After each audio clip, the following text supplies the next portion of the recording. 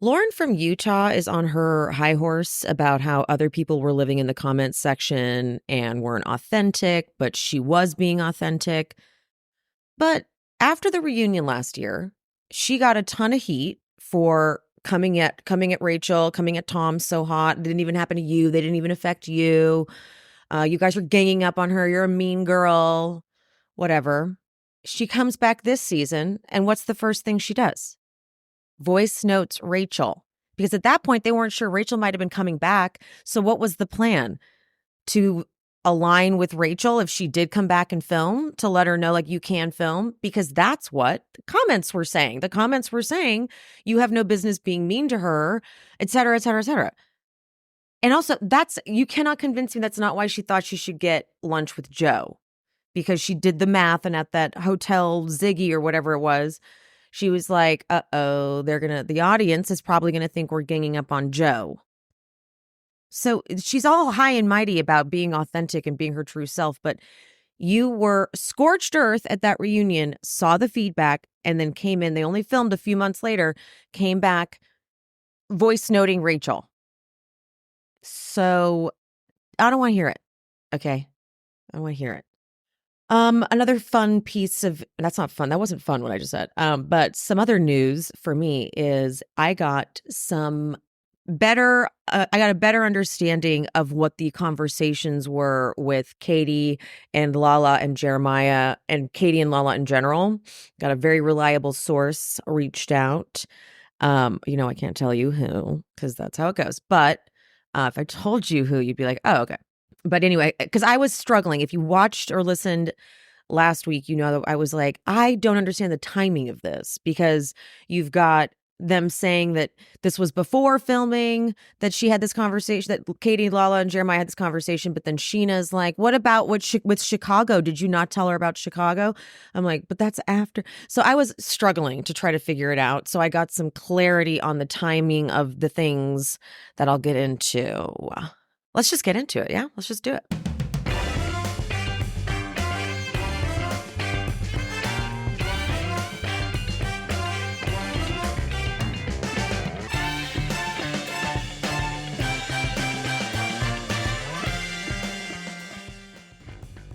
So obviously we're picking up with the Lala and Katie argument, where Lala's like, mine is my livelihood that I support my child on, so how dare you try to fuck with it? Oh my God.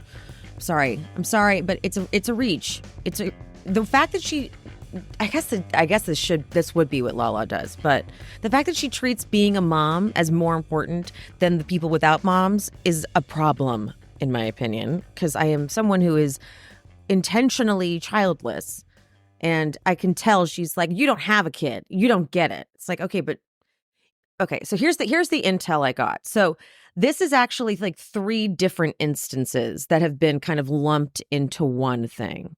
So it was correct that at the reunion last year, which would have been end of 2022, Lala and Sheena had done a podcast together, and it caused some drama that they and Katie and Lala ended up in a conversation in the DMs that Lala, of course, was participating in, obviously, and Katie was retaliating. So it wasn't like there was nothing but kindness from Lala, and then, Katie was like, you need to fire your therapists or whatever.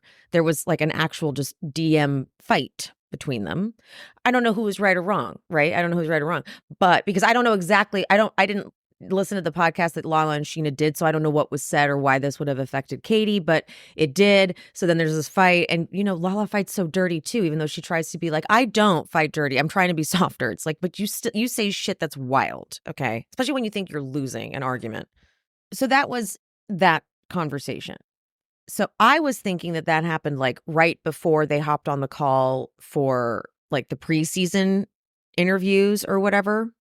But here's what I also find interesting about that is, if that was before the phone call with Jeremiah, then you were clearly fine, because in the after show, you said that the reason you were willing to do that conversation with Jeremiah and Katie was because you guys were in such a good place. But if Katie had said something in those DMs that was so unforgivable about your custody, why were you in a good place then? And then if you were in a good place, this goes back to what I guarantee Lala told somebody in production, whether that be Lisa Vanderpump. Someone said that to me. Like, I think that Lala tells Lisa everything, and then Lisa tells production.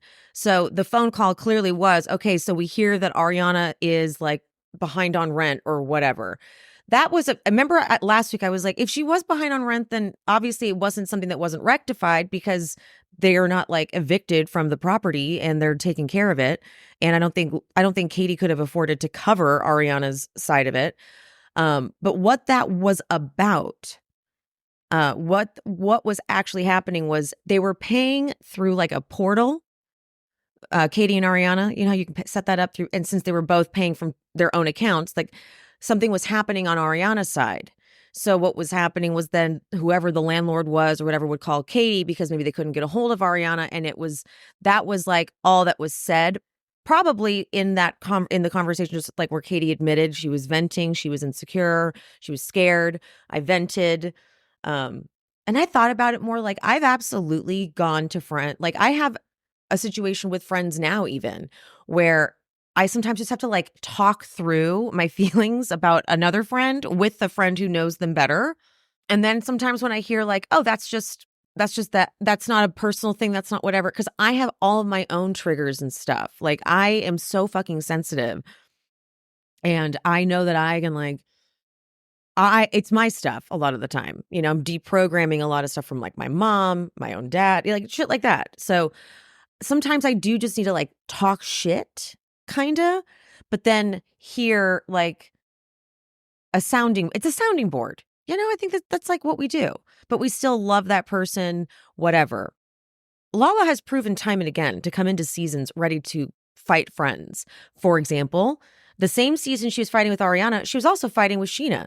She pretended she didn't know that Brock didn't see his kids or whatever. And it's brought up by Sheena. Sheena's like, you already knew about Brock and how he has kids in Australia and stuff, but then you acted like it was the first time you had heard about it when we started filming so that you could make it into a storyline.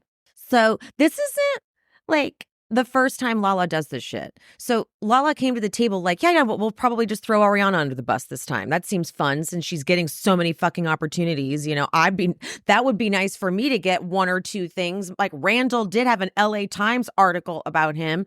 Where's my fucking sponsorships? Okay, I could hear all that happening.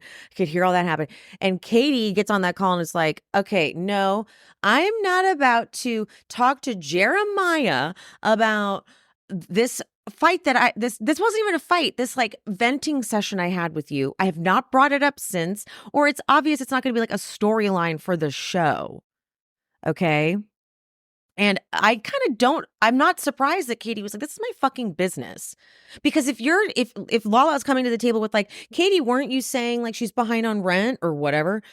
It's like, no, that's not what I was saying. And now you're trying to fuck with it and make it a storyline for the show, which wouldn't have done anything to something about her's business, for the record. Like, if we found out there was strife, don't worry, we still would have supported the fuck out of it. So look at Schwartz and Sandy's. People supported the hell out of that too. And this is even easier to support. It's a little sandwich shop. You know, you pop in, you pop out. But anyway, so there's that timeline understood. And then the Broadway stuff was in November. So Sheena brings that up. Sheena brings that up at the reunion, actually, because I rewatched again just to like, you know, whatever, just to be psychotic. And Sheena's the one who's like, didn't you complain about Ariana going to Chicago and not giving you a heads up? It's like, yeah, but okay, that wasn't even on the camera. That wasn't even during filming. Now you're bringing that up. That's actually irrelevant to this. This just shows you guys have been talking shit about Sheena, Ariana, and Brock have been talking all sorts of shit about Ariana and Katie. Okay, but let's get into now that I understand the timeline more, it paints an even grosser picture of Lala in this scene because she's really selling it like Katie is being inauthentic and just lying and covering things up and sitting there and pretending like she's not upset. But the way this whole scene plays out, Ariana ends up coming in and saying like, I gotta say it, because Katie's always been authentic to her detriment.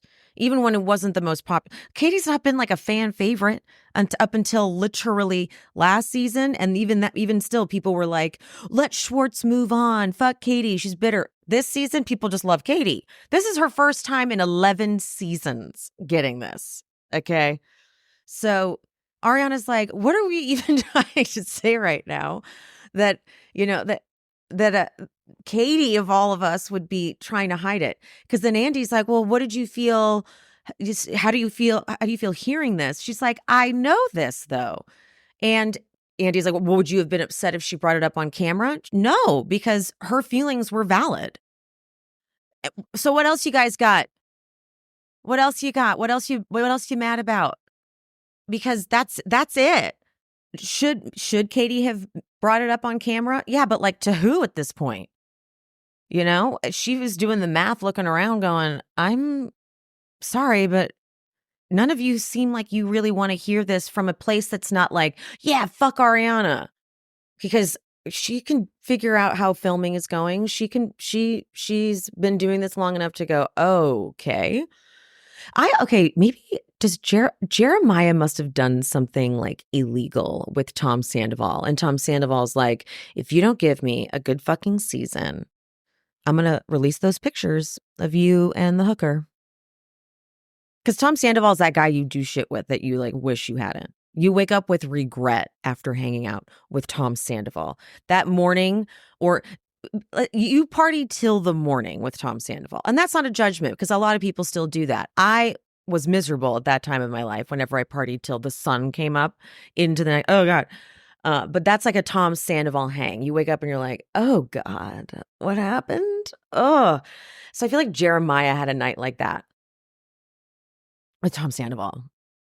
And he's like, that can't ever come out. And he's like, well, I have pictures because I take pictures of everything because that's what narcissists and psychos do. Okay. So while this like scene is happening with Lala and Katie, Schwartz, he takes a second to like stop and clarify something with Sheena. And I hated it because it made him feel like, see, she did that to me too. He's like, so wait, the rift between Lala and Katie was because of you guys? Like she wanted her to adapt the grudge against, she wanted Lala to adapt the grudge against you. Yeah. Okay. That's what I thought. Shut up, Schwartz. Shut up, Schwartz. Okay. But then why does Brock whisper to Schwartz something like, well, you're the one who ruined her self-esteem or whatever because of how bad of a husband you were. And Schwartz is like, what the fuck? But okay, wait. In the after show, Brock claims he had no idea about Kristen and James being a thing, and that he only recently learned that Ariana was after Kristen, like how Ariana and Tom came to be. And yes, I guess Brock saw Katie and Tom together, Schwartz together, but not really. So for him to be this familiar and be like, oh, it's all those years you were terrible to her. I'm like, so do you know about the history of the group or do you not? I mean, maybe from the after show to the reunion, he caught up. But I just find that very hard to believe that Sheena wouldn't be getting him caught up on all of it. I don't know why. If that's true, like if that's really the case, if he really didn't know the history until the until the reunion, let's say, maybe, I don't know, why has he been speaking with so much authority on everything? Why has he been telling everybody how they should be handling shit? Like, why is he like, Tom's our friend. We know Tom better than anyone. Why is that? What are you talking about, dude? No. So what the hell? Okay, Lala talks in circles some more about how, we have uncomfortable conversations. Okay, thank you. And Katie goes, I'm not going to sit here a moment more and be told that I'm being fake, phony, because I didn't want to bring up shit that I honestly had moved past. Fuck that shit. Lala goes, if you had said to me, I don't want to talk about this because I've invested a lot of money into this. Instead, you threatened to burn my livelihood to the ground. It was the shift of here she is again treating me like I am the enemy. Excuse me. Well, Katie essentially did say that when you brought it up to production and she got mad at you. you could have been like, oh shit, I didn't know you didn't want to talk about that.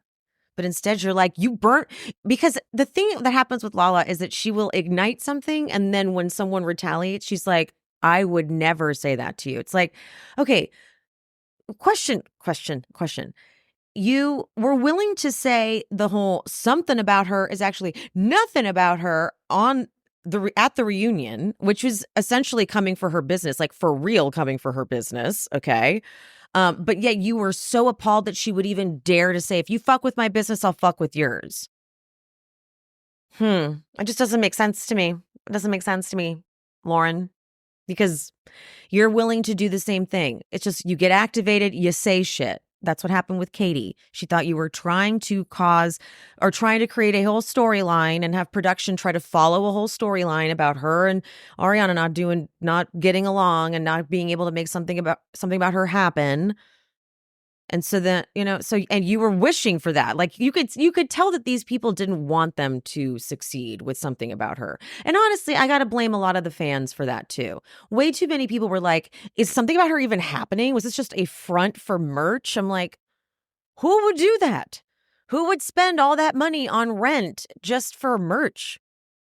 Like, why? So the fans contributed to that too. It was a weird time. I couldn't believe I was having to defend it. So them being open is a fuck you to a lot of people. Content creators too. Content creators were looking into it too. Like, is this real? Is this a real company? I'm like, why would they just start a sandwich shop when they could just sell merch? So much easier. Online, no storefront, no rent, no overhead, except for, the cost of the product. But anywho. But like Lala, she's like, you could have said this, but instead you came for my business. And so here I'm going to come for your business. She's just constantly contradicting herself, constantly hypocritical. Ugh. I don't know if you've noticed, but my hair has finally stopped being absolutely terrible as of late. And two of the products that have really helped me get there is the Lola V Glossing Detangler and the Lola V Lightweight Hair Oil. The entire Lola V line is made from amazing clean ingredients, but these two have helped tremendously. So the Glossing Detangler I use every single time I wash my hair. There's no combing my hair through without having sprayed this in my hair. There is heat protectant in this as well. Very important. Then the lightweight hair oil. When I say lightweight, it's like water almost. I'm getting a lot of new growth in the front. So these crazy frizzies they look like I've been electrocuted, but it's all just like new hair. And I don't put conditioner like to the root typically. But what I do is I use the Lola V lightweight hair oil and it smooths it out without making my hair look greasy or like weighed down. You know that look? I hate that. Lola V is all about naturally derived plant-based goodness, no silicones, no sulfates, parabens, or gluten. And of course, they are cruelty-free and vegan.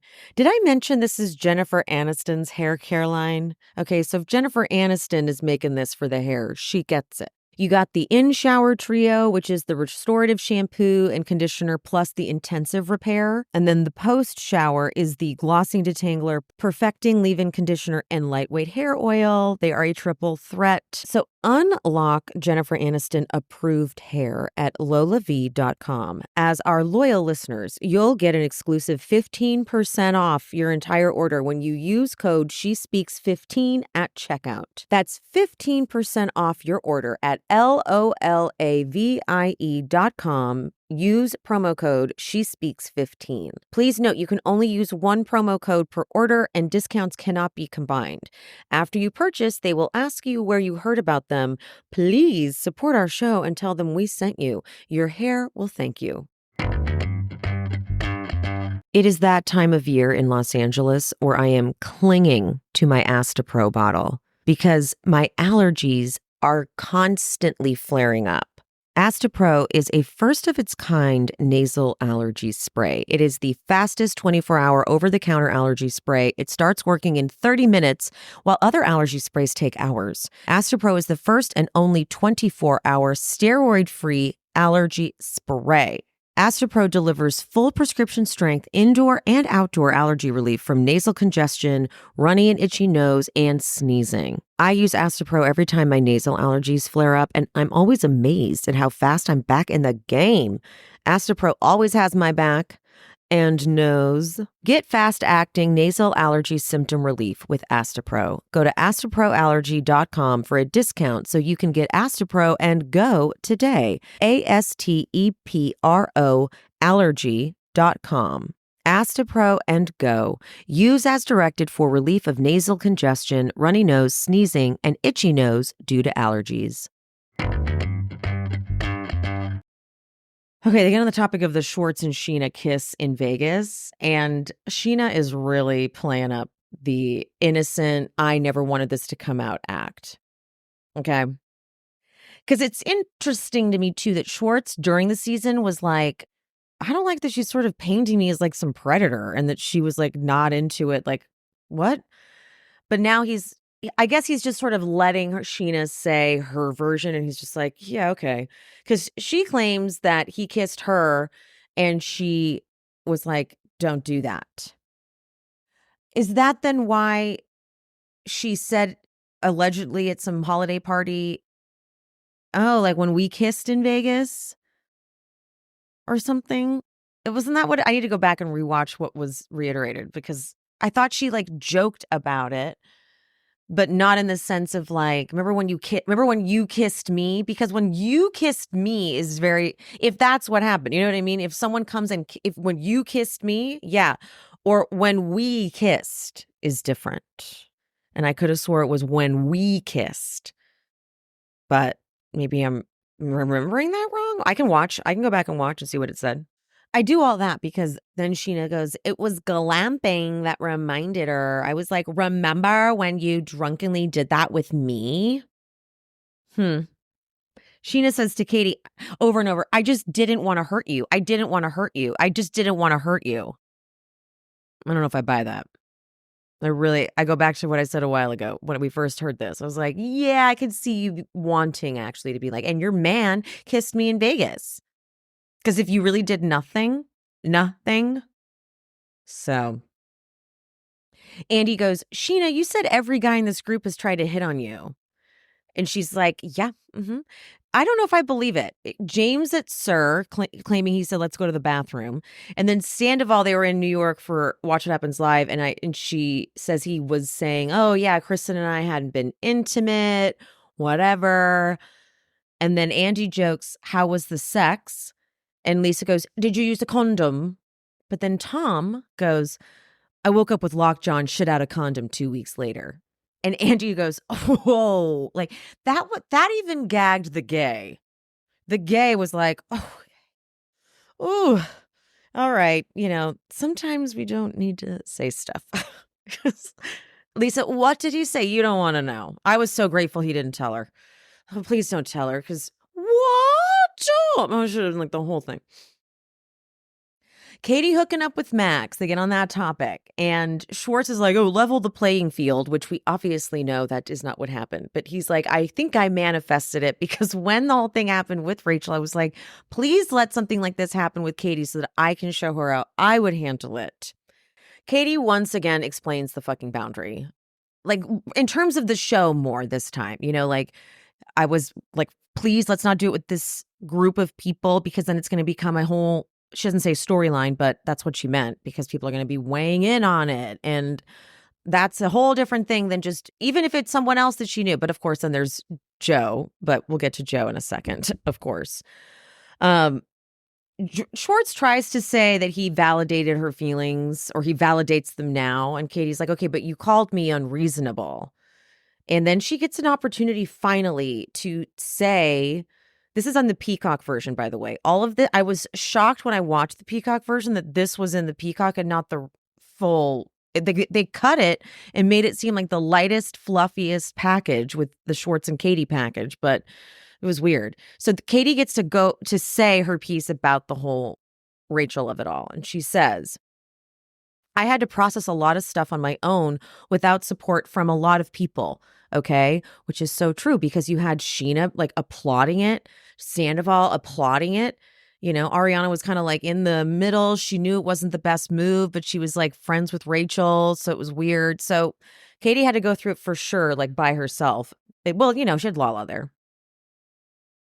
But she goes, it was a really fucked up thing to deal with. And then to learn what was actually going on behind those closed doors was fucked up. For no reason, I had to go through all that. For no goddamn reason. I just think whatever agreement we had was no longer in place. That's right. That's right. That's right. No one really gave that to Katie. It's like you did this, Schwartz, to be spiteful. You admitted it. You admitted you did it to be spiteful. So you did it to be spiteful. She was hurt and affected. And then it was nothing but, okay, but then you were hooking up with people and like pretending as if you couldn't figure out the difference. I feel like Schwartz really took advantage of the fact that they don't want to break the fourth wall. So he's like, well, we can't talk. But Schwartz, you get why. You fucking know why, okay? But then the best part of this whole package is that Andy goes, did you and Max ever hook up again? And she goes, what? I don't remember. That is not your friend, Schwartz. That is not your fucking friend. Okay, that is some, because I don't know if Schwartz was pretending he didn't know or not, but he seemed to be surprised. And take it up with Max at that point, okay? Take it up with your boy, Max. My God, what if Katie and Max start dating? Oh, no. What about Dana? Ooh, never mind. Never mind. With regard to Schwartz calling Ariana the queen of the group, Schwartz explains it, whatever. But then he also goes, guys, by the way, the Tahoe trip wasn't meant to be like a redemption trip for Sandoval. I just wanted him to be reinstilled with some humanity. And I thought that was a nice step in the right direction. I'm like, yeah, that's a redemption trip, dude. That's like, if you were to explain what a redemption trip is, that's kind of the same thing, what you just said. So just so we're clear. Andy then asks Ariana, how did it feel to have Schwartz talk about your ego? Ariana, because she has not watched the show, so she is blind to this. And I just can't believe they're letting her sit there this whole time, not aware of what they were saying.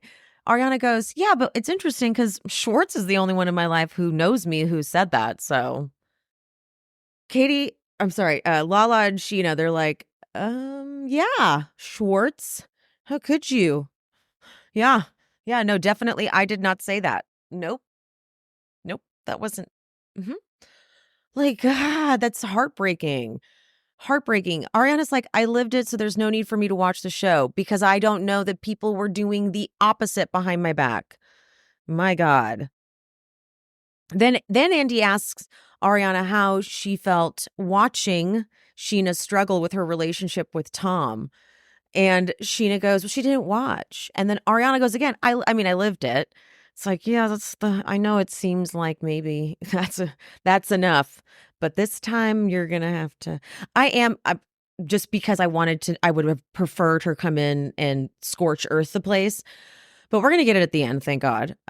But I would have liked for her to have watched a little bit of it because then she could have said something. She's very disconnected this reunion, and it's a bit of a power move for sure. It's also like, this is how you don't let reality TV exploit you and exploit you at your darkest moments, because she has set such clear boundaries for herself and is like, yes, but I still am on this show, but I'm not going to do that because it's going to affect me this way. And is it a little bit boring? Yeah, it is. I'm not going to lie. It's a little bit boring. That's, controlled and together. It's not necessarily my favorite reality TV star.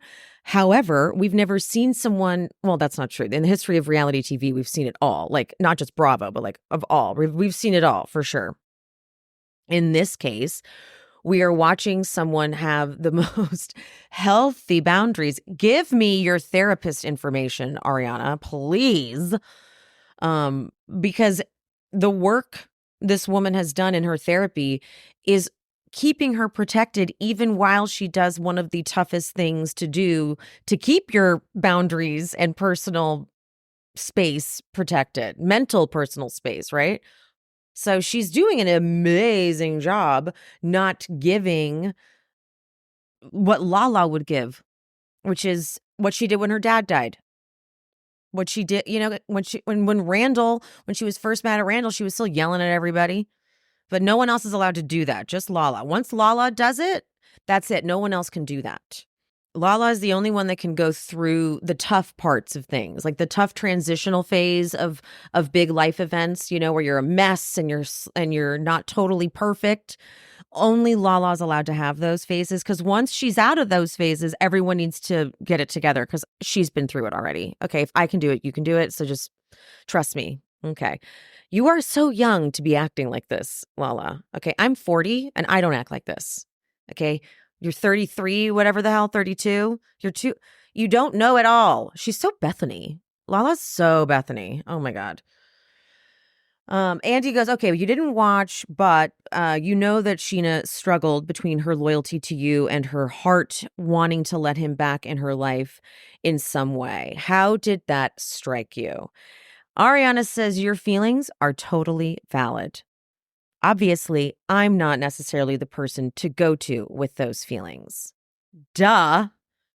Sheena goes, I just wanted her to know that I'm still your girl. Even though I'm in Tahoe on this trip, I'm still here. And I think a lot of times my tone and the way I speak, I tend to misspeak and say the wrong thing to the wrong audience. And fucking Tom Sandoval, of all people, he's like, it's okay. It's not that bad. Trust me. Like, you are not the one I'm concerned about in terms of judgment of things. So I don't care.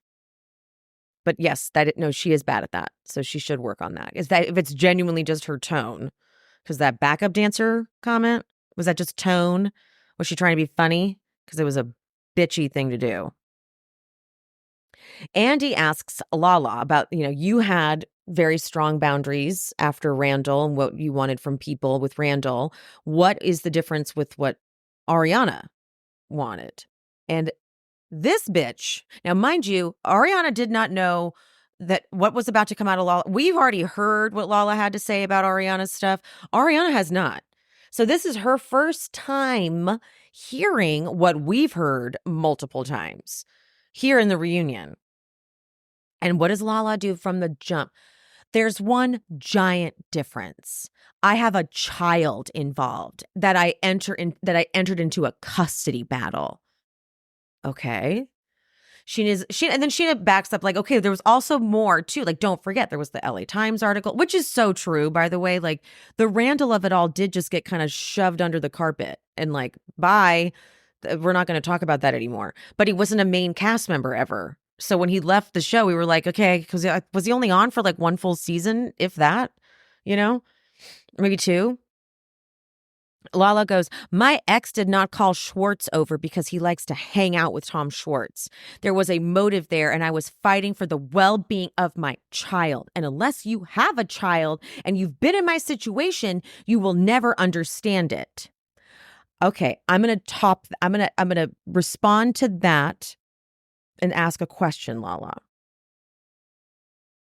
Have you ever had your partner of 10 years cheat on you with your best friend for 7 months also in your home? Has that ever happened to you? Interesting. Did you own a house with Ariana like Ariana did? No, interesting. So because you've never been in this situation, maybe you'll never understand her either. Okay. So Katie's like, cool. Yeah, I get that. But I think she's still allowed to have boundaries. And Lala's like, here is where I'm confused. There's a boundary happening, but she's sleeping down the hall from him and has a new boyfriend. Okay, so the first thing is my question here. First thing is sleeping down the hall. Fine. Maybe if you, for some fucking reason, can't grasp why they were still in the same house, even though it's been explained 100 times, fine, don't grasp that. But what does her dating someone else have to do with her setting boundaries? Huh? So she has a new boyfriend, so what? She can't what? Still have other boundaries? If someone breaks up with someone, so we all have had a friend who's broken up with someone, right? If they are like, I'm going to start dating right away, I don't care, I'm going to start dating, would then their ex turn into like possible? Like, I can go fuck him too then if I'm the friend. Like, you're over it, right? You're dating. So I'm just going to go hang out with your ex then. That doesn't matter. So what are you talking about? She goes, so it was very confusing. I think I would have been given the side eye had I looked at Schwartzy and said, how dare you play pickleball with him? And then I'm sleeping in the same house and I'm living there and I've moved on and got a new boyfriend 10 days later. Whoa. Okay. So you think that if you had left Randall, you had to stay in the home for whatever the reasons were, and you were dating someone else, that we still would have been mad at you for not wanting people to hang out with Randall? No, we wouldn't have. No one would have. No one would have. Would you? I wouldn't have. I would have been like, yeah, no one fucking talked to Randall. He's a creep. Ew. So? Okay, so what else you got? What else you got? Because this is a fake made up scenario in your head that didn't even happen in real life for you to be like, and if that happened to me, if that had been me, you guys would have done this, but it didn't happen to you and that didn't happen. So what? Ugh. Ariana goes, was there an issue when Katie was dating after her divorce? Now Lala starts stuttering right here. She's like, Katie, she wasn't traumatized by a man of 10 years. Yes, she was. She was cheated on publicly multiple times. She was extremely traumatized. Huh? Ariana goes, she had very solid boundaries of what she was comfortable with and what she wasn't, and I had mine. And Lala's like, okay, but I'm saying to you, and Ariana stops her and goes, and I supported yours. And all you have to say is, I respect yours. That's it. That's all you have to say. And Lala goes, I don't understand them. Now, I would like to remind everyone that when Lala went out with Joe for lunch and Katie was like, I don't understand what's happening, Lala said, it's not my job to explain my life to you. But you wanted her to respect you, right? So that's interesting. Huh? Lala goes, I want you to understand mine. Or for you to understand mine, she's like, you're more than welcome. And Ariana stops her and goes, but I do understand yours. But even if I didn't, I still would respect yours, regardless of whether I understand. And Lala thinks she does something here. She goes, respecting and understanding are two different things. We're aware. We are aware of that. And that's sort of Ariana's point. You may not understand it, but you can still respect it. So she just said that. Thank you very much for the explanation that we didn't need. Lala says, it is your business to know what's going on with me because you're my friend. And Ariana goes, but all I'm asking for is respect. And Lala tries to be like, I think you've gotten my respect. But Ariana goes, okay, well, I mean, the way you're talking right now is not very respectful. And Lala goes, you know what, Ariana? Ariana, I have watched you sit there while someone talks about me as a homewrecker and does this whole thing. And Ariana's like, okay, but we had this talk in the plant store. Okay, but it didn't air, so we're going to do it now. And Ariana goes, it didn't air, but you're going to act like it didn't happen. That's insane. Because then they show us the scene. Lala, you could have still brought it up, but you only brought it up right here at this point in this argument because you were losing. And it's gross to do it like that. To do it like it's brand new. Because then Ariana has to combat your angry energy, which is confusing when you know you've already addressed that very topic. So she's now got to combat that whole thing. That's not easy to do when you're trying to have a rational conversation with someone and they're like, what about when you did whatever? And you're like, whoa, but we actually talked about that though. And they're like, well, let's just... So Ariana's like, okay, we had the conversation. I don't know why you're acting like we didn't have that conversation. And Lala goes, because you're acting as if I didn't support you. She's actually responding to you right now. You're saying, I don't get it. I don't get it. And she goes, but I didn't ask you to get it. I asked you just to respect it. But I don't get it. Okay, but I didn't ask you to get it. Sometimes you're not going to get it, you know? She goes, I'm saying you don't have to understand every single thing about what you think and feel at all times to respect how you feel and how you think, right? Lala just keeps going, it didn't make sense to me. And Ariana goes, I don't care. I've always known your situation is different, and I've always fucking supported that. And then Lala tries this tactic. He's asking me a question, Ariana. We've been doing this a long time. You know how this works. And Ariana's like, okay, yeah, because you talk louder than everybody, so you're right. And Lala goes, I have not raised my voice once, actually. And Andy goes, yeah, I'm impressed by that. I'm like, Andy, how about you say something nice about Ariana one time at least, okay? I no longer go grocery shopping. I just use Hungry Root. Hungry Root is a meal delivery service, but I take the most advantage of the grocery element. When you sign up for Hungry Root, you take a quiz. It's short, and it goes through what your goals are, what food you like. And so every week they put a cart together for you, and then you can customize it however you want. I don't even honestly look at what they put in my cart because I just clear the cart, and then you get all the credits and go through the aisles, they call them, on the website and select what I want to eat. And I can even put in meals that I want to see that are under 5 minutes that require no equipment, because then I have like stuff for a turkey wrap or things like that that I would need that I will eat because, I don't cook. Okay. So I'm not going to cook anything, but I like having some grocery type things in there. And when it's delivered to my door so conveniently, how can I say no? So they have fresh produce, they have meats, they have seafood, healthy snacks, smoothies, sweets. They do really good sweets that are healthy. Do you know what I'm talking about? They've introduced me to brands I had never heard of that I'm now obsessed with. They do the ready to eat meals, kids snacks, they have vitamins, they got supplements, they got so much stuff on there. And everything from Hungry Root follows a very simple standard. It's got to taste good, be quick to make, and contain whole, trusted ingredients. Right now, Hungry Root is offering She's Speaking with Emily Hanks listeners 40% off your first delivery and free veggies for life.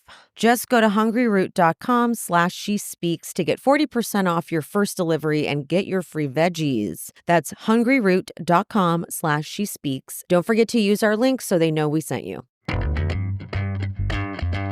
Summer is coming up. It is about to be hot, and I don't have any clothes to fit this new body. Hey. So I need all the things. I need some summer dresses. I need some tops. I need some shorts. I do already have an amazing purse from Quince. What I love about Quince is it's all the quality that you expect from designer brands, but at a fraction of the cost. All Quince items are priced 50 to 80% less than similar brands. They do that by partnering directly with the factories, and they only work with factories that use safe, ethical, and responsible manufacturing practices and premium fabrics and finishes. You can get timeless 14-karat gold jewelry.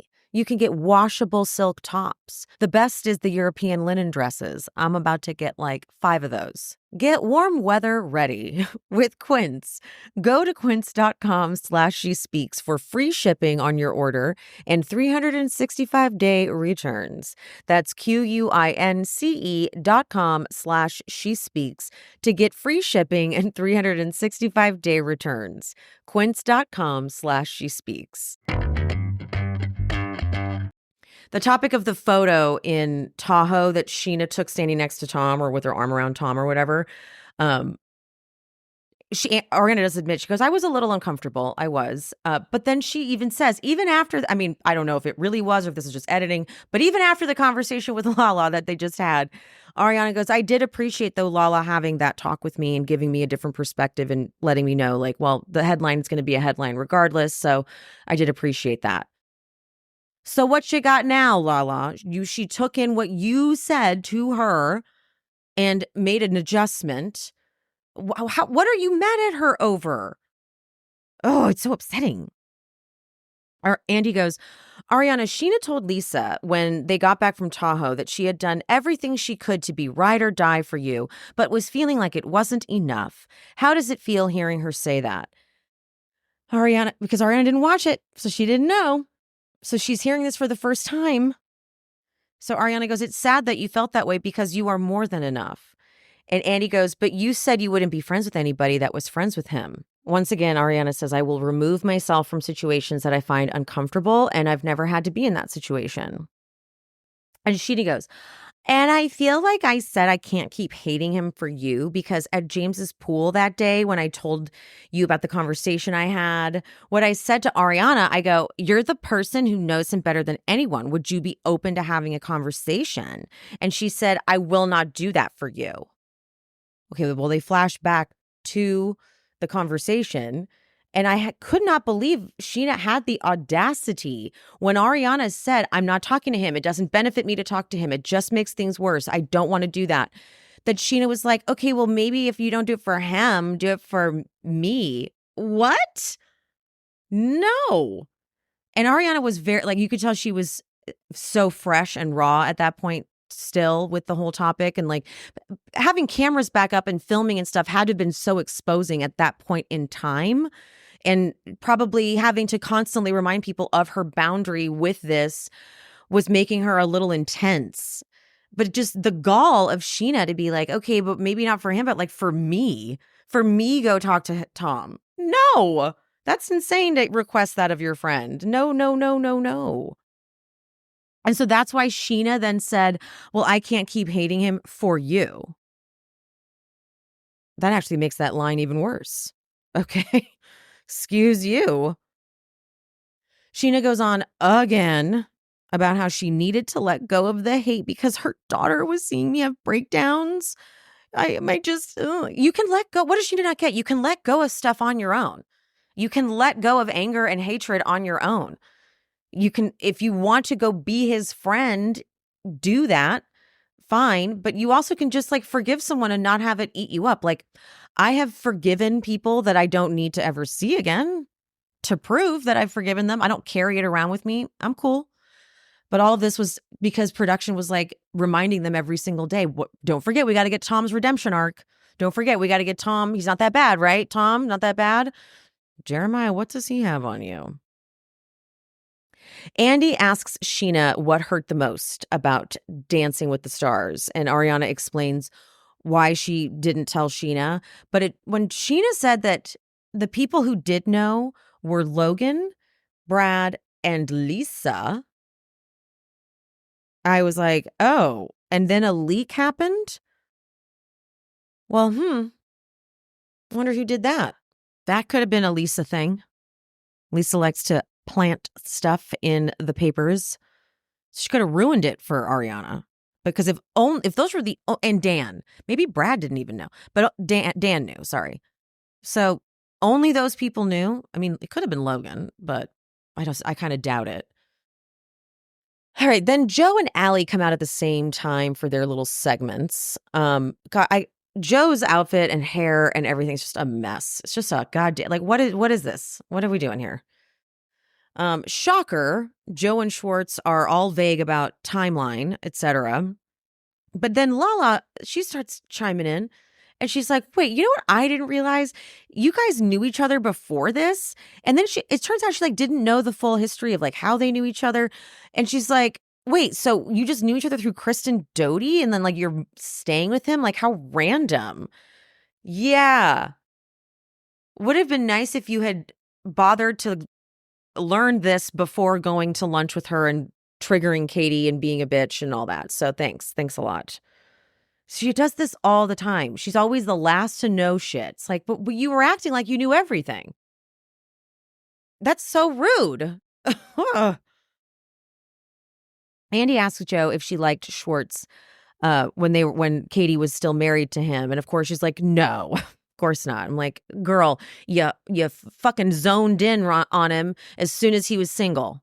You totally were aware of Schwartz and probably had a crush on Schwartz. Okay. But they only saw each other like 2 times a year, he said, for a period of time. And so I could imagine her being like, oh my God, I love Schwartz and being obsessed with Schwartz. So I don't want to hear her bullshit. Okay. Cause then she's like, oh no, I'm sorry, Schwartz. Was I supposed to say I was? Like whatever. I'm like, he doesn't care about you, girl.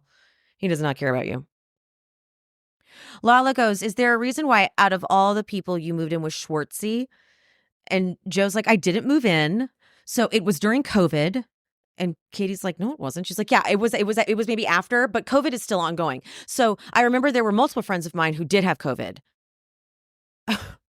Katie's like, Kristen lived right there and you were friends.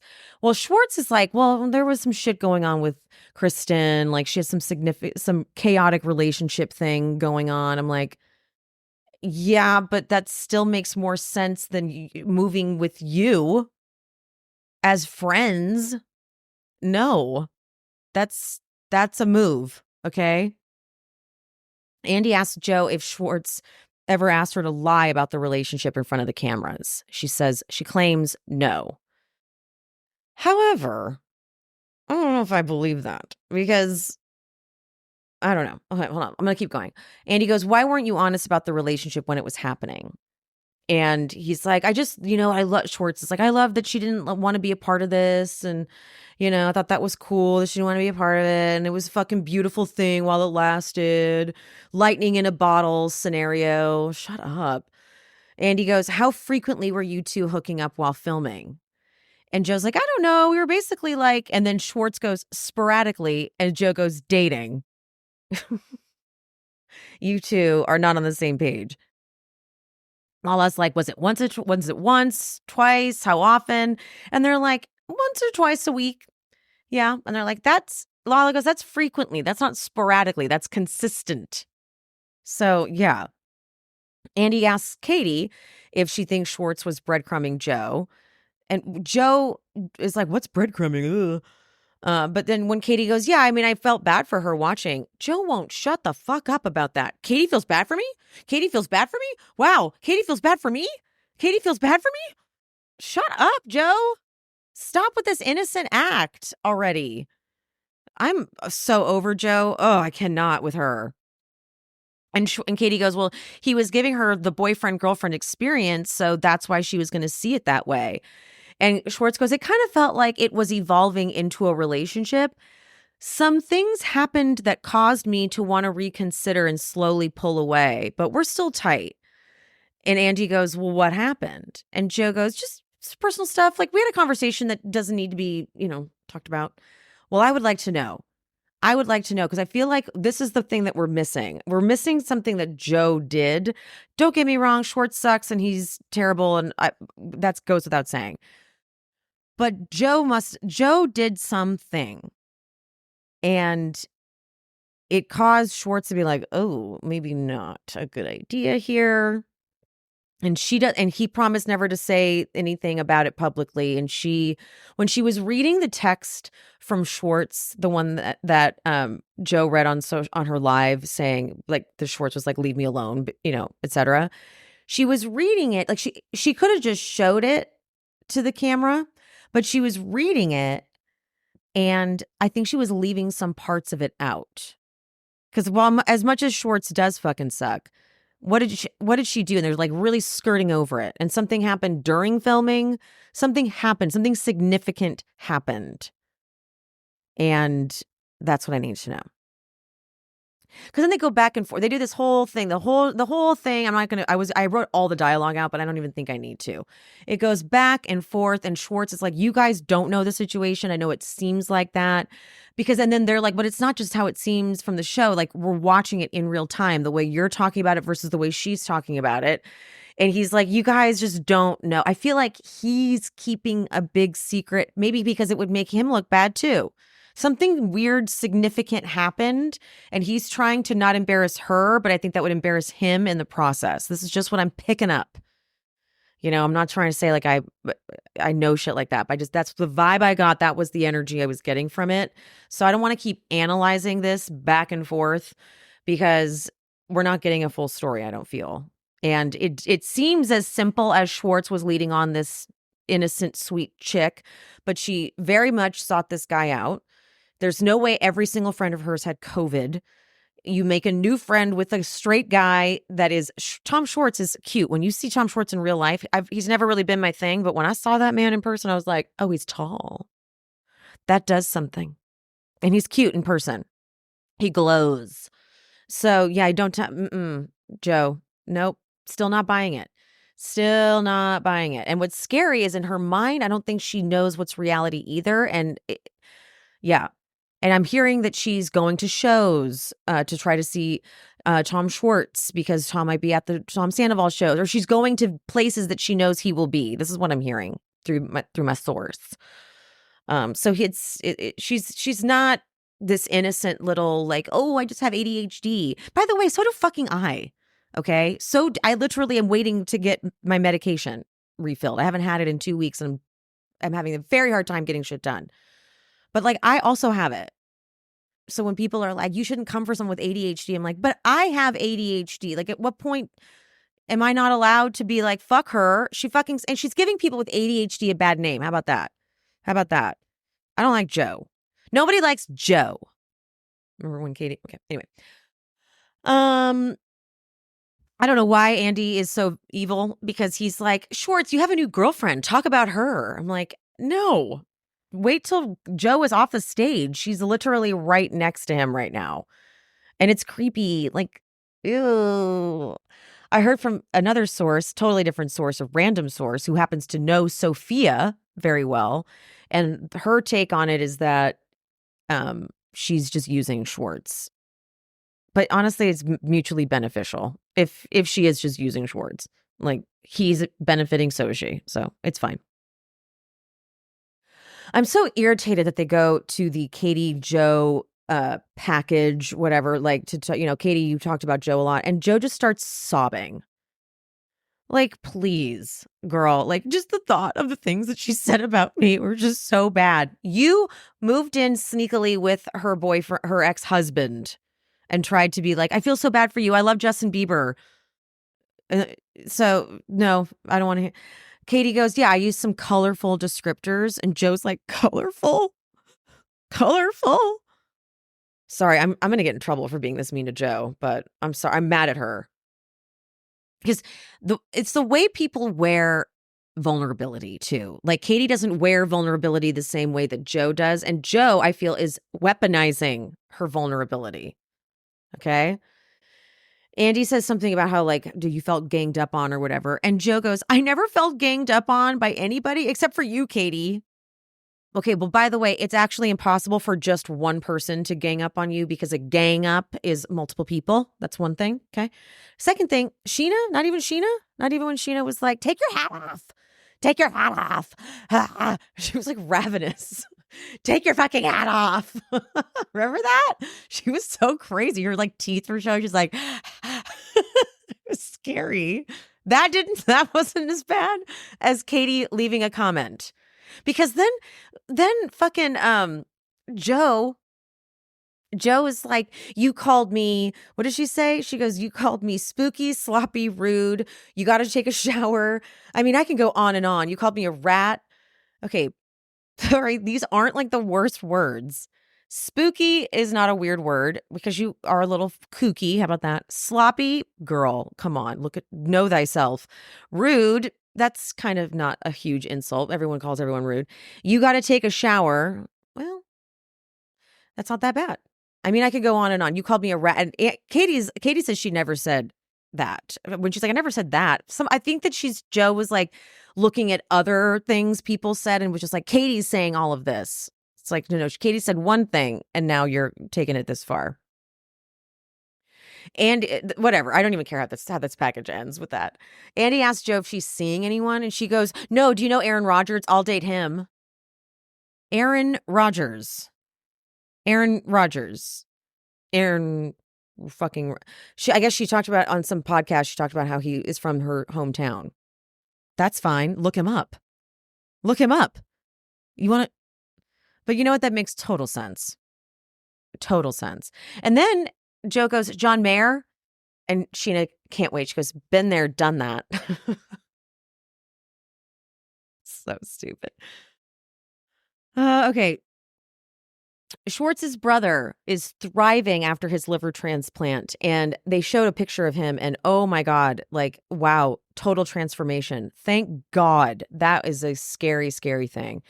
He's coming out to visit, and the Toms both say they're not going to drink around him, so that's good. Anyway, James hasn't had a drink since April, and they give a little clap. And Andy discusses how Allie moved out over the drinking. And James goes, yes, I have a mouth on me. I get disrespectful. And Andy goes, how long were you out of the house? And Allie goes, 2 nights. And Andy goes, and you were staying at Schwartz's? And James goes, huh? What? The fact that they used that in one of the teasers too, like for the show, was like, what? And it was just, no, he was just teasing. I'm like, how, Andy, did you just make that up on the spot? Because well done. But like, how fucked up was that?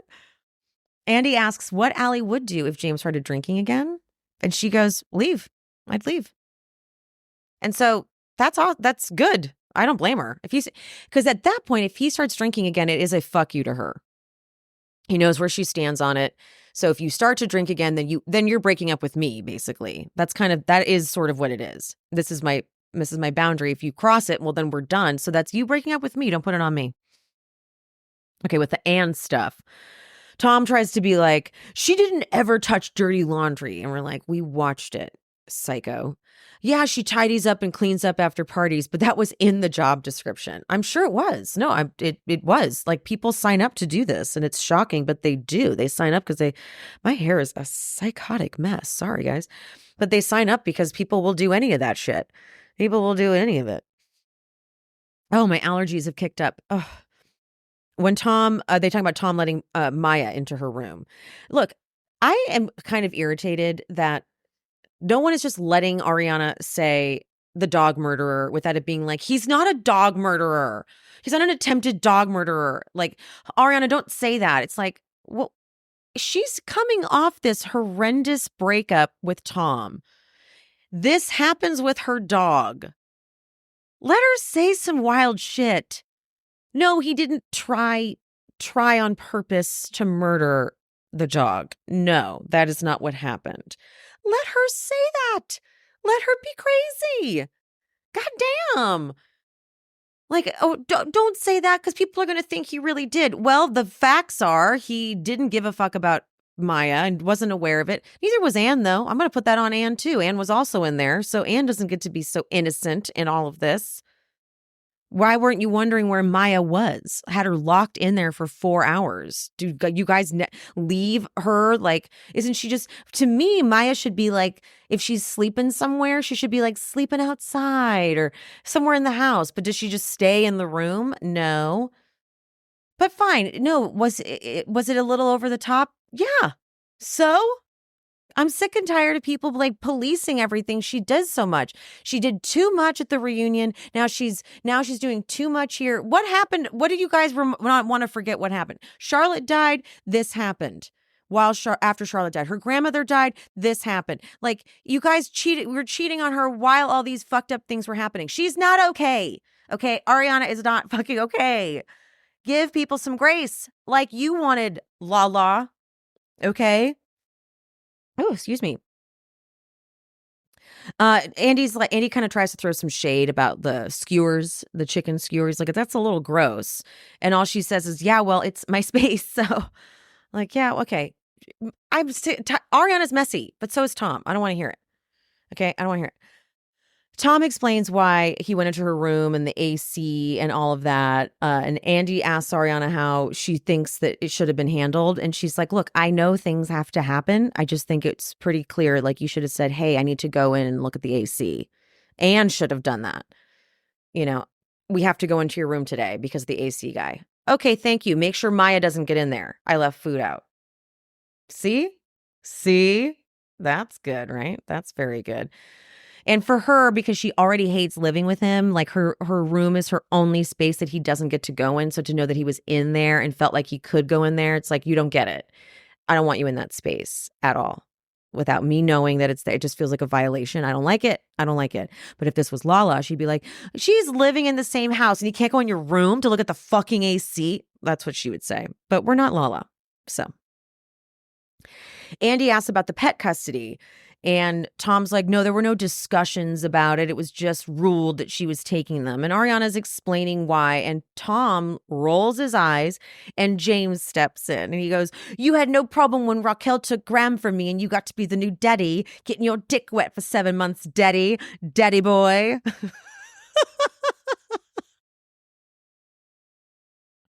I replayed daddy boy. Months what? Daddy boy. The thing about James is when he reads people, he does it with such flair that it's so like Worm with the mustache. Like it's like when James is when he's got his sights on you, you're fucked because it's gonna be funny and it's gonna be really hard not to want to quote it. Daddy boy, getting your dick wet for 7 months, daddy boy. He has so much fun when he does it. He goes, I wouldn't say anything if you weren't sitting there rolling your eyes when she's saying something that is 100% fucking accurate. And don't get me started with fucking hippie either. If you didn't have a fucking problem with that then don't have a fucking problem with this now. Tom's like, I'm keeping my mouth shut about things I've heard, and they add up, James. James is like, just shut the fuck up, Sandoval. Because what are you talking about? Rachel trying to say that he did something to the dog? Lisa just said when I brought Graham to James, the way he greeted James was so clear that this person was not abusive to him. Okay, so what have you heard? From your friend, Rachel? That's what you've heard? Because who else would have a story about this? Honestly. And James says, I'm galloping so far ahead of you right now, bro. I can't even see you in the distance. You're in a swamp, bro, sinking quick. Eat a dick. You fucking eat a dick, dude. Good one. Good one. But I miss Ariana from last season, though. She had such funny back and forths with Tom. Because when last season, when Tom was like, I'm James Kennedy and I love everything or something, Ariana just goes, great British accent. I used to be so insecure in the summertime when there would be like some outdoor social function and it's hot and you start to smell. And I hate smelling. And I don't ever want to be that person that's known for smelling. Who wants to be that person? But that's why Lumi can change all of that for you, because Lumi is a deodorant that is full body, whole body, top to bottom, because I didn't know that you could get body odor anywhere on your body. I thought it was just under the arms. But one time I had a new odor down in my bikini area that scared me. But I got targeted an ad for Lumi whole body deodorant created by an OBGYN. And I thought this could work. And it has. And it's not just for the bikini area. I use it between where my elbows bend. I use it behind my knees. Because when the summertime hits, I don't want to be that person that smells bad. And the scents are incredible. Clean tangerine, love. Toasted coconut, fave. And Lumi is paraben-free, it is baking soda-free, and it is clinically proven to block odor for up to 72 hours, which is too long. You should shower or bathe within that time frame. But if you can't, then you know Lumi has got you. So there's no excuse to be that smelly person. Try Lumi. Lumi's starter pack is perfect for new customers. It comes with a solid stick deodorant, a cream tube deodorant, and 2 free products of your choice, like a mini body wash, which I have the full-size body wash. I never run out of the body wash. You can also do deodorant wipes and free shipping. As a special offer for listeners, new customers get 15% off all Lumi products with our exclusive code.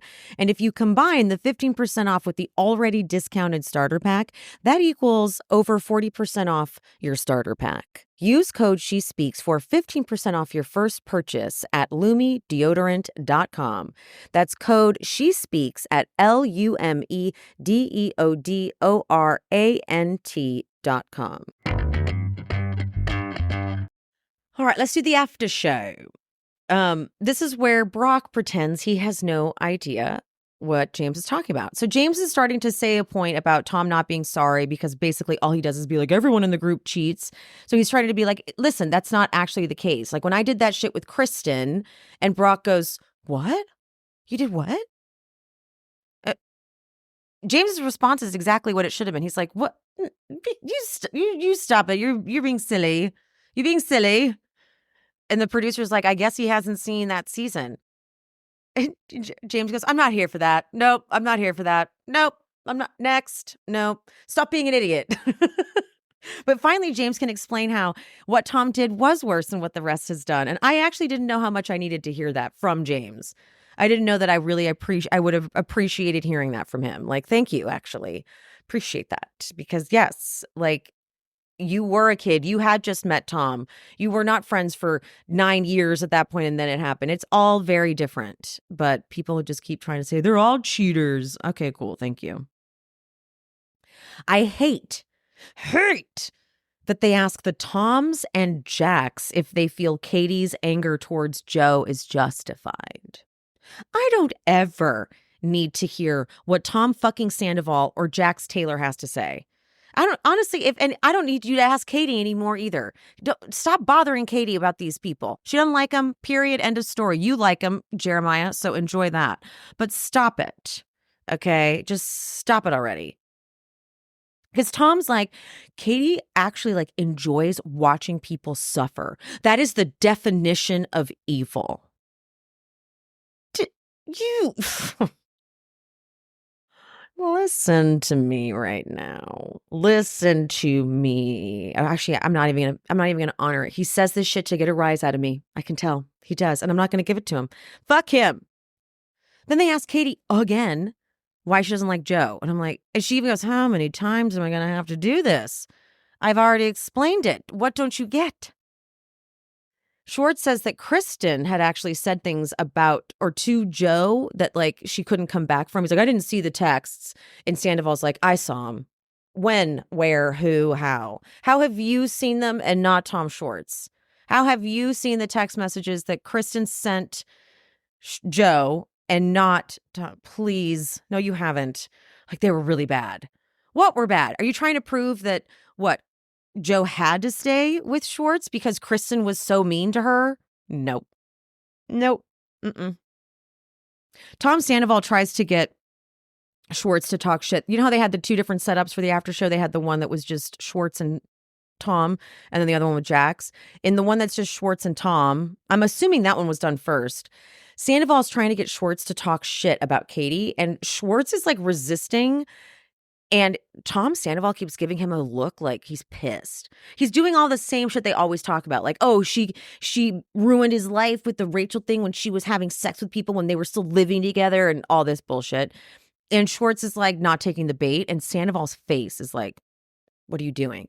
And it's awkward because Schwartz, I'm sure you talk all this shit about Katie with Sandoval off camera. And so it's awkward when he starts to do it on camera, isn't it? Because you have to be like, no, we're cool. Because you can't straight up be like, no, Katie's cool. Like, we're not going to do this. Because then Sandoval will be like, we were just talking about it like 20 minutes ago. So please. Sheena gets super defensive talking about how she went to Tom's suite or penthouse or whatever at BravoCon. Sheena goes, I bet if Ariana knew I was in there in defense of her, she maybe wouldn't have reacted that way. And then they cut immediately to Ariana in her after show thing going, don't bring my name into it. Don't bring my name into it as if you're there to defend my honor. So, Sheena, this is how not on the pulse you are with people. There's Sheena going, oh, no, honestly, like she probably would have been much happier knowing that I was in there defending her. And here's Ariana going, please don't go in and defend me and talk to Tom on my behalf and have a conversation about me. I don't want that. And Sheena's like, so if she knew that, maybe it would have been different. Then it gets weird because Lala goes, Ariana knows you have pure intentions. And Sheena goes, well, she never says that. And that's one thing that frustrates me. She was like, it was weird. And then she pulls her mic and is like, Sheena was there. And everyone's like, boo. And I'm like, instead of just saying, you know me and I'm one of your best friends. And you assume if I was in there, it was for a good reason. The fact that she never says stuff like that is just frustrating. James kind of like looks over to Lala and he's like, but I know what James is thinking. James is thinking, she doesn't know that though. Why would she know you're in there? after the season they just filmed, why would she know you're in there to like defend her? Just don't be in there if you don't want to. If you're there to like defend Ariana, don't go. That's defending Ariana. But to be in there and expect Ariana to be like, no, no, no, guys, don't boo. Sheena must be doing something for me is ludicrous. Ludicrous. And then she goes, because I know one comment from her would make a lot of the hate stop. But she doesn't do that because she just is worried about herself right now. And I get it. Okay, but by this point in life, by the after show, Ariana had already talked to Lala, listened to what Lala said about you needing her to make a statement and defend you, and she did. So why do you think even now she owes you that after she filmed the season and wasn't quite 100% sure what your intentions are? So you're at Lala goes, but she wasn't that person even before this happened.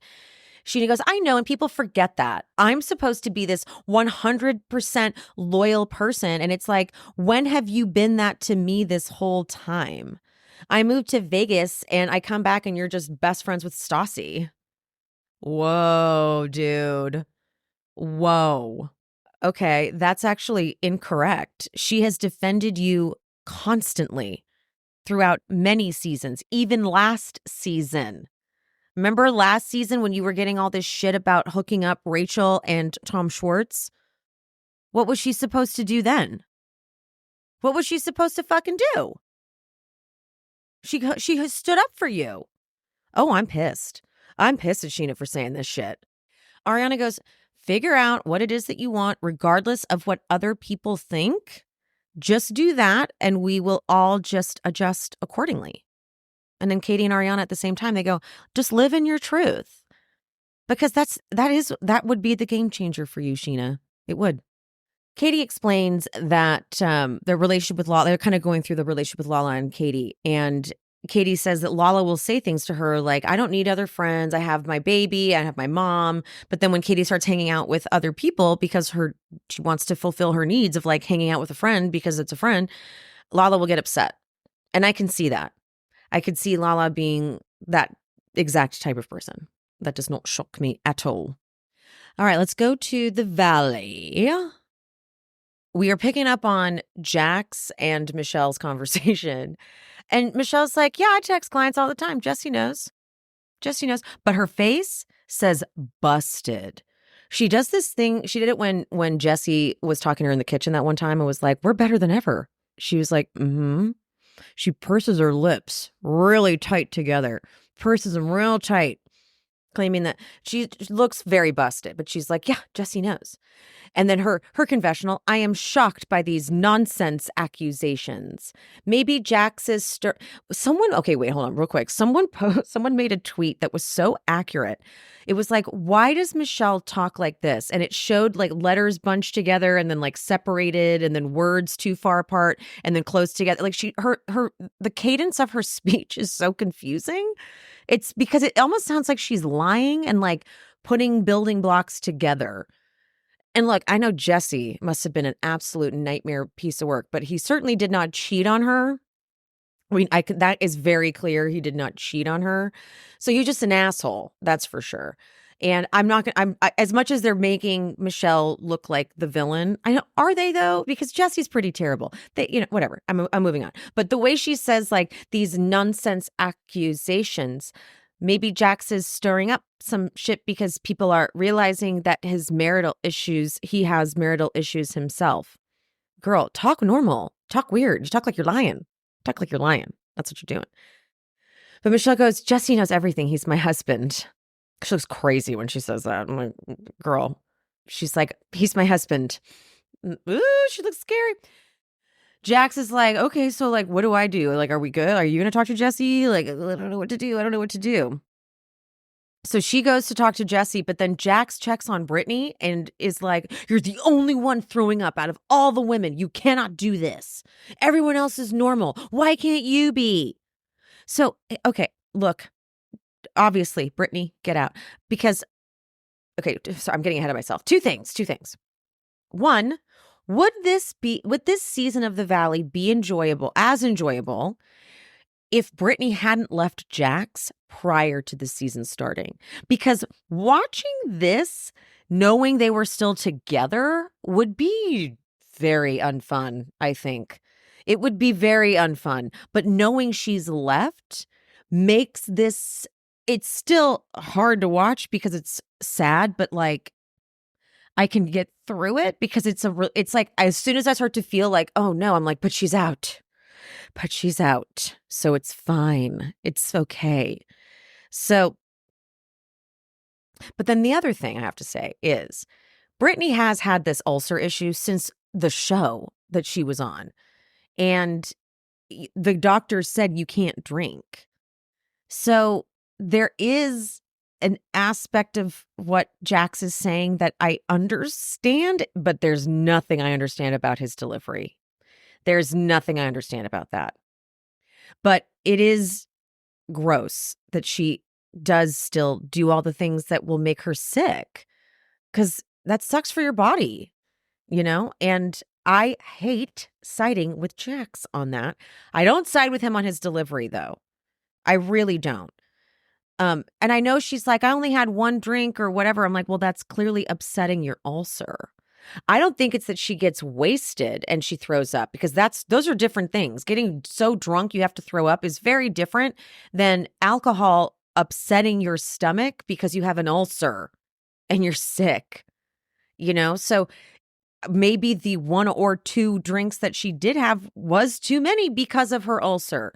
So Jax isn't handling it right. But if Brittany does keep treating her body like this, it's fatal. These things are not good to do at all. So, but Jax, no excusing it. Michelle starts to talk to Jesse though. And she's like, so I was talking to Jax, and Jesse from the room goes, Jax, get the fuck up here. She's like, what are you doing? What are you doing? I'm like, oh, you didn't want him to have Jax come do this, did you? But then Michelle has to play it off like she's totally fine with it. But then honestly, I can't tell exactly. I can't totally tell if Jesse's putting this on for the cameras and for the people, or if he really means this. But it turns out Jesse's like, do you see me getting upset right now? I send her into the rooms to flirt with people so that she can get clients. Like, I know you guys have never had a job before that like is a real career, like real estate is, but like this is just what we do. What? Oh, okay. He's like, I'm not a jealous person. Okay. I mean, maybe he's not. Maybe he's not. Maybe he had a reason to be though. Okay. I'll just say that. I don't know.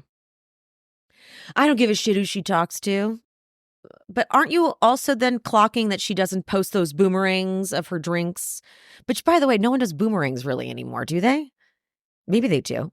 But like that, you were clocking those things. So it seems to me that maybe you would have been aware of if she was talking to certain people. I don't know. It's not lining up. So this has to be for the cameras, right? That has to be for the cameras. Jesse walks downstairs and he hugs Danny. Danny, who was in the middle of talking about the whole fight that they had before. And Danny just goes, is this for real? Is this for real? And Jesse just knows. He's like, when did it cross the line from fun banter? In Danny's confessional, he says, look, I got a lot of stuff going on in my life that I'm not telling people about.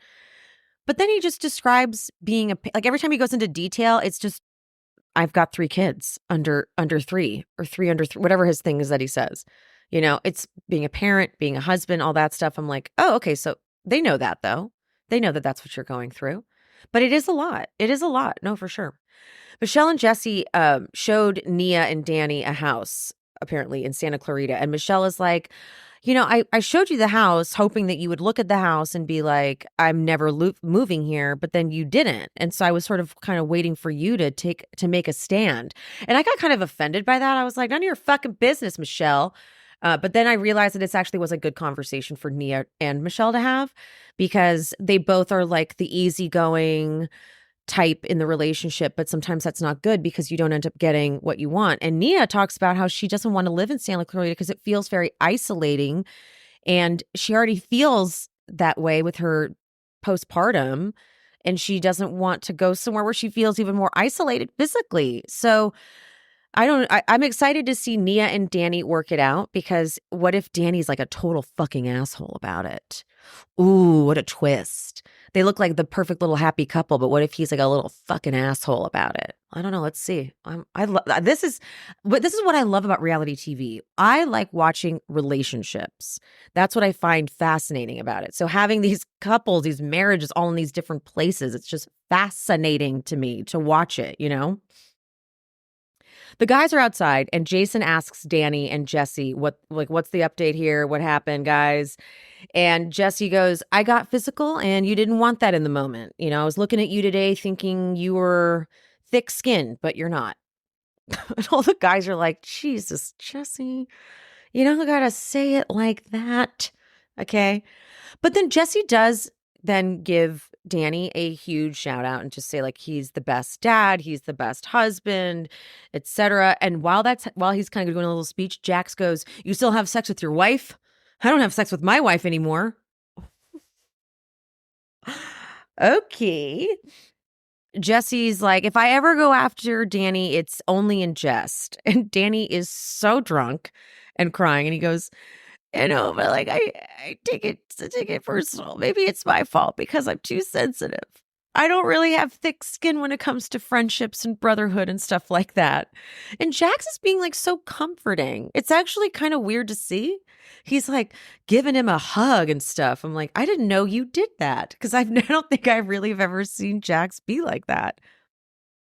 And Danny goes, I'm going through a lot. And Jesse goes, what are you going through? And I'm like, good question. I'd like to know.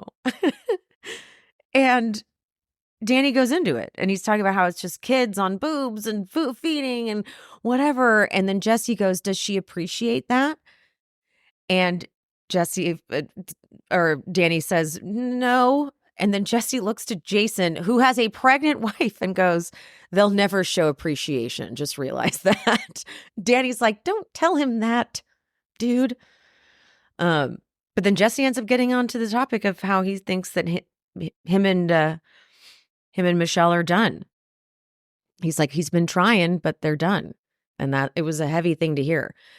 Janet comes out, though, and tells them that it's time to eat. Now, Jesse is joking, but it's not the best joke. And as Jax says, maybe shushing isn't what we do. Because he goes, shush, shush, no, go back inside. And she's like, oh, fuck you. I've been cooking for you. I'm hungry. Go away. And Jax is like, yeah, that wasn't the move, Jesse. Maybe don't do that. That wasn't the move. But Jason, he follows Janet just like he should, and he goes in there and he just listens to her, and all he does is say, I'm sorry, you are 100% right. I was wrong. I wasn't thinking about you enough. I'm sorry. I love you. There is an apology. There is accountability. Wow. If I didn't love him already, I love him more now. Damn, you go. Jax is thanking the girls because the girls are kind of like bringing food in because Jasmine ended up having to grill. So they're bringing food in and Jax is thanking them for helping cook, except my wife, who is too wasted, apparently. And Danny goes, hey, be kind. And Nia asks Jax, have you checked on her? Have you checked on her at all? And he's like a total asshole about it. He's like, there's nothing you can do. Yeah, I checked on her. Nothing you can do about it, though, just nothing you can do. And then he starts to ask the girls how much she had to drink on the boat. And as someone starts responding, I think it might have been Nia, he goes, whoa, whoa, whoa, stop.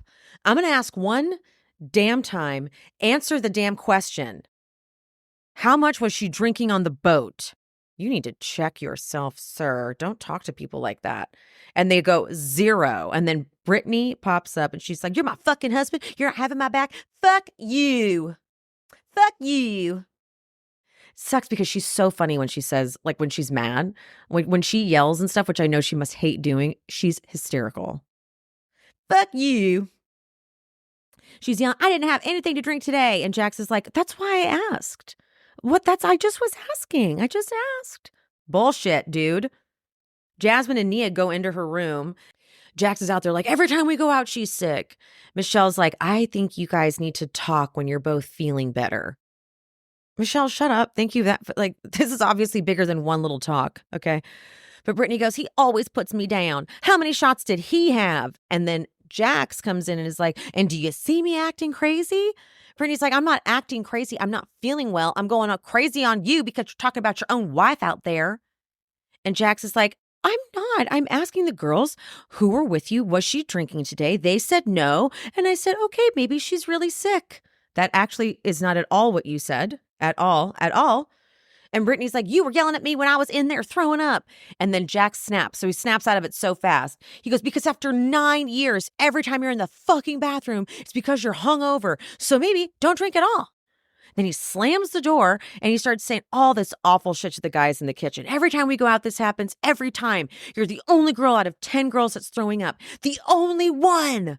Come on. The girls are like, I think you're sick from the stress too. Meanwhile, Jack says to Jason, if you can't handle your alcohol, then you should stop fucking drinking. Throwing up? What are you, in college? You're a mom.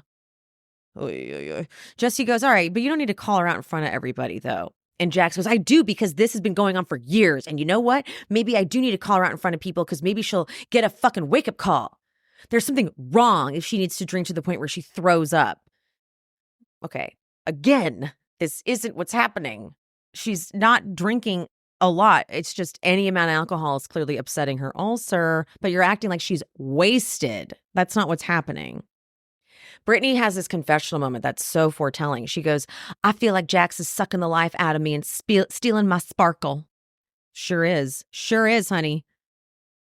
I'm starting to realize all the little things I've put up with the last 9 years of my life. Good. Good. Janet goes out and tells Jax, I highly recommend therapy. And Jax is just like, okay, cool. Thank you. So all this happens. Then the next day, they talk in the morning and it's just like, all right, let's try to have a good time today, basically. Like he gives a very half-assed apology.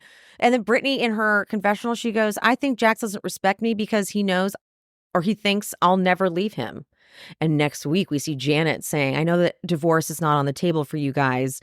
And Brittany goes, oh, we'll go down that route or something like that. Like, oh, we'll if that's where it needs to go, that's where it's going. So good. Okay, next day though. So Brittany and Jax, they have their pathetic talk where he's like, okay, yeah, sorry, I won't ever do it again. Yeah, sorry. Zach apparently posted just a black screen with the location tag Big Bear Lake. And Janet is freaking the hell out.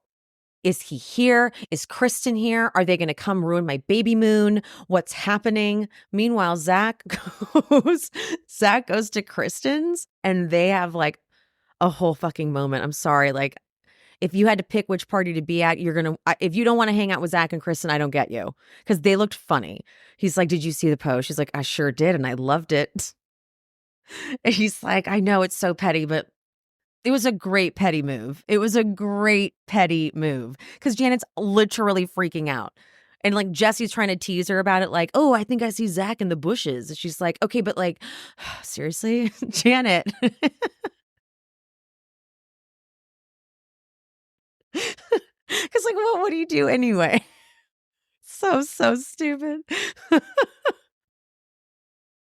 Okay, so the guys go fishing. Just Jesse's talking about how he likes a thick Renaissance type woman. And they're like, you're with Michelle. And he's like, yeah, she's actually lost weight since we've been together. I'm like, I don't know if I buy that. But Danny doesn't know what a Napoleon complex is. He thinks he's like, I've always dated shorter women. You know, maybe that's a Napoleon complex. Jason's like, nope. That's not what it is. And they go back and forth for a while about it. And Danny apparently didn't even bother to look it up until he was sitting in that interview chair. Because when he's doing his interview, he looks up the definition and it's exactly what Jason said. And he's like, huh. But Danny's talking about like the relation. I can't remember. But Jesse goes, I think you're full of shit because your wife wears the pants and that's not somebody making you feel confident. And Jax is like, Jesus. I mean, if he's happy, though, my wife wears the pants. Jesse's like, not so much. I think you're being Jax with your wife. I think you're being difficult with her. If she says the sky is red, you're like, you're an idiot. And Jax goes, I would never call my wife an idiot. Yeah.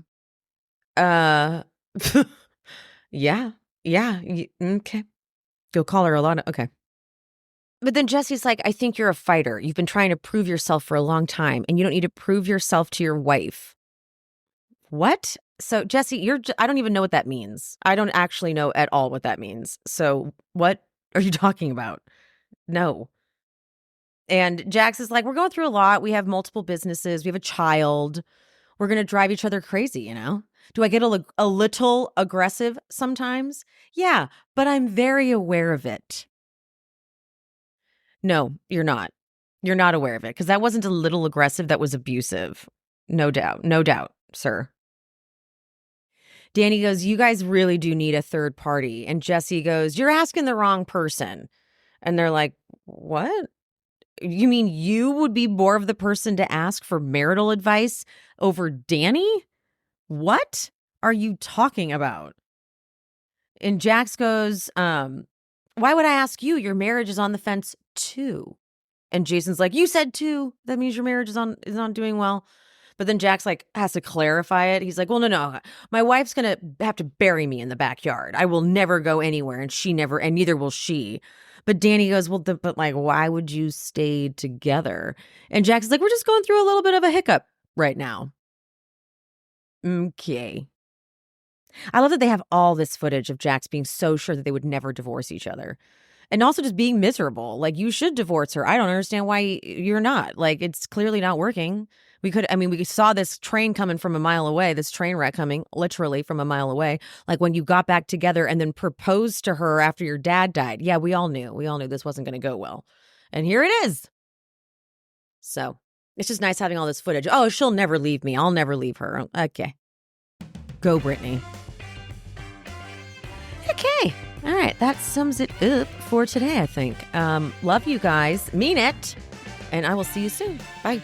Thanks for tuning in to She's Speaking with Emily Hanks. This show is produced, hosted, and edited by me, Emily, and brought to you in partnership with Cloud 10 Media. If you are looking for bonus content, check out the Patreon. The link is in the description. To show some support, you can hit that subscribe button and turn on notifications so you never miss an episode. Another free way to support the pod, please rate and/or review on whatever platform you listen. It's free, and it helps the algorithm or something. You could also head to buymeacoffee.com/shespeaks and buy me a coffee for two. Make sure you're following me on all social medias. I am She's Speaking with Emily Hanks across all platforms: Threads, TikTok, Instagram, Facebook. That's it.